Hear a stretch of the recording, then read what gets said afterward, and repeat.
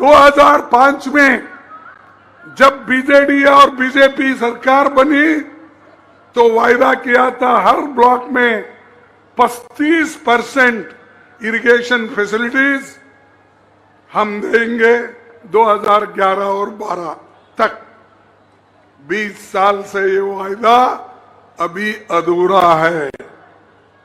केंद्र में प्रधानमंत्री जी वायदा करते हैं हम किसानों की आय दोगुनी करेंगे, लेकिन बीजेपी सरकार में आय तो दोगुनी नहीं हुई, किसानों का कर्ज जरूर दोगुना हुआ है, खर्च दोगुना हुआ है, फर्टिलाइजर महंगा हुआ है, तेल महंगा हुआ है, डीजल महंगा हुआ है, पेट्रोल महंगा हुआ है, हर चीज इनके जमाने में महंगा हुआ है। फिर भी बोलते हैं मोदी जी आकर, उनके लोग आकर हमने देश के लिए बहुत कुछ किया। कहीं दिख रहा? क्या किया आपने? अरे पंडित जवाहरलाल नेहरू जी जब थे उन्होंने तो देश के लिए बहुत सी चीजें बनाई, बड़े बड़े कारखाने बनाए, पावर प्रोजेक्ट बनाए। आप क्या बनाए? आप सिर्फ झगड़ा लगाने का, हिंदू मुसलमान, हिंदू क्रिश्चियन, हिंदू आदिवासी, आदिवासी दूसरों से झगड़ा। यह है आपका प्रोग्रेस, यह है आपका देन लोगों के लिए। और सबसे ज्यादा मैं आपको कहना चाहता हूं, अगर हमारी गठबंधन सरकार आएगी, हम एमएसपी को लीगल गारंटी देंगे।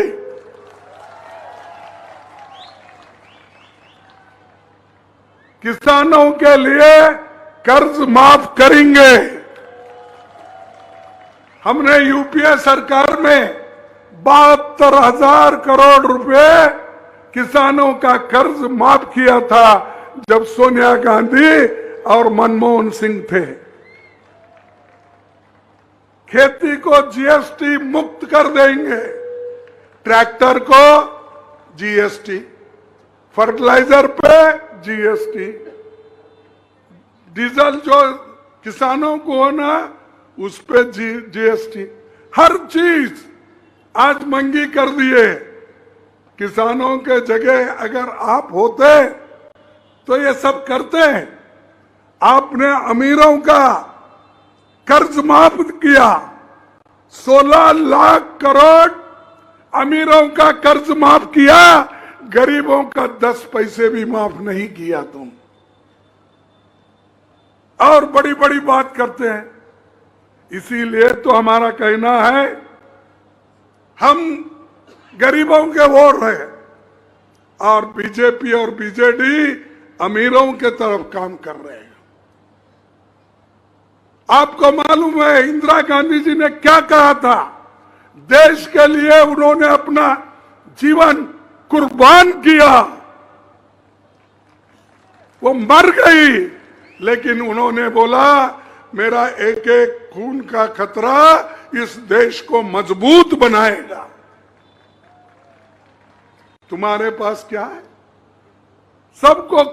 सबका खून ले रहे हैं आप, खींच रहे हैं आप, किसी को मदद नहीं कर रहे। फसल नुकसान का 30 दिन में हम भुगतान करेंगे और किसानों के सलाह से नई आयात निर्यात नीति भी हम बनाएंगे। 2010 में जब केंद्र में कांग्रेस की सरकार थी तो राहुल गांधी ने आदिवासियों के अधिकारों की रक्षा करने के लिए नीलगिरी हिल्स और बॉक्सिट माइनिंग के खिलाफ आदिवासियों के आंदोलन में शामिल होकर उन्होंने नया कानून बनाने के लिए अपनी पूरी जान लगाई। ये हमारी देन है और अधिनियम कानून भी लाए जाएंगे। आदिवासियों को जल, जंगल, जमीन, इसकी रक्षा करने वाले कांग्रेस पार्टी है और कोई नहीं कर सकता। और इस कानून को कमजोर करने के लिए बीजेपी और बीजेडी लगी है, क्योंकि उनको अमीरों को मदद करना है, माइनिंग में मदद करना है, और जो वो चाहते हैं वो दिलाने के लिए मोदी जी और हमारे पटनायक जी बैठे हैं। पटनायक बोले तो हमारे पटनायक नहीं है, मैं बोल रहा हूँ चीफ मिनिस्टर पटनायक, नवीन पटनायक। अबे पुराना पटनायक ही अच्छा है नवीन से भी। मैं क्यों ये बोल रहा हूं? यहां पिछले 10 साल में उड़ीसा में आदिवासियों के विरुद्ध अपराध 45% बढ़े हैं, 45% बढ़े हैं अपराध। 24 साल से उड़ीसा में पेशा कानून भी लागू नहीं किया। आज भी उड़ीसा में 22 लाख जमीन के पट्टों के मामला लंबित है, अस्वीकृत कर दिया गए हैं।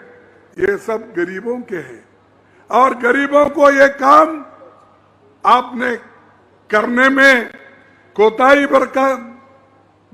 की और उनको ये नहीं मिला। हमारी सरकार आने के बाद जो गठबंधन की सरकार आएगी, हम ये जरूर करके दिखाएंगे। भाइयों, मैं ये कहूंगा कि हमारे जो वायदे हैं, खासकर माइनर फॉरेस्ट प्रोड्यूस के लिए एमएसपी देने का, सारे आदिवासी विरोधी संशोधनों के कानून जो भी है खिलाफ वो वापिस लेंगे, पेशा और वन अधिकार कानून को सही तरीके से लागू करेंगे और एससी एसटी सब प्लान में दलितों और आदिवासियों की आबादी के हिसाब से बजट आवंटित किया जाएगा। आज बेरोजगारी देश में सबसे बड़ी समस्या है। देश का हर दूसरा युवा बेरोजगार है और उड़ीसा में तो सबसे ज्यादा बेरोजगारी है। यहाँ के लोग बाहर जाके पलते हैं, नौकरी करते हैं और यहाँ पर संपत्ति इतनी है, माइंस है, यहाँ के माइंस को ले जाते हैं, बाहर ले जाके बड़े बड़े कारखाने बनाते हैं। यहाँ क्यों नहीं बनाना? यहाँ बनाए तो लोगों को नौकरी मिलेगी, लोगों को काम मिलेगा, लोगों को परमानेंट नौकरी मिलेगी। ये काम यहाँ उड़ीसा के सरकार कर सकती थी, वो नहीं किए। हम जरूर करके दिखाएंगे, आप हमको आजमा के देखिए। आप एक बार वोट दे के देखिए, हमारा काम भी देखिए। आजादी के बाद पंडित जवाहरलाल नेहरू जी और सारे बड़े बड़े लोग देश के हित के लिए काम किया। बाबा साहब अंबेडकर ने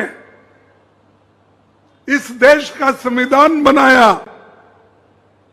और उस संविधान को खत्म करने का काम मोदी और हमारे पटनायक साहब कर रहे हैं।